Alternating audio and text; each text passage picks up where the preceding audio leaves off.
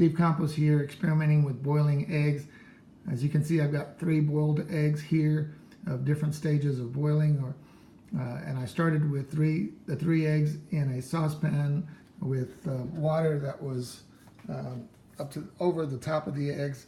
I used gas stove, and I had the fire on high the entire time, but it didn't start boiling till about 4 minutes or so, and so maybe 5 minutes, and so the 17-minute one was actually boiling for about 12 or 13 minutes, and then the 20-minute egg was boiling for about 16, maybe 15 minutes.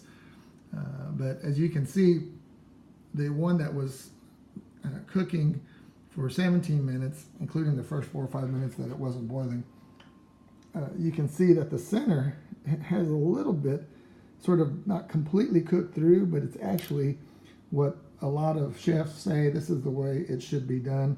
The outside is done nicely as far as it's pretty solid together. It's not too crumbly.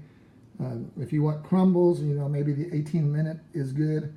But the nice thing about the 17-minute egg is it doesn't have any bluish tinge or greenish bluish tinge on the outside of the yolk, which gives it a sulfury smell and taste.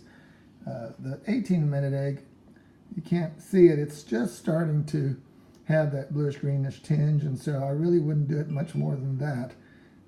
And if you are the kind of person who likes it cooked through and kind of crumbly, this is a good egg for that. I did it.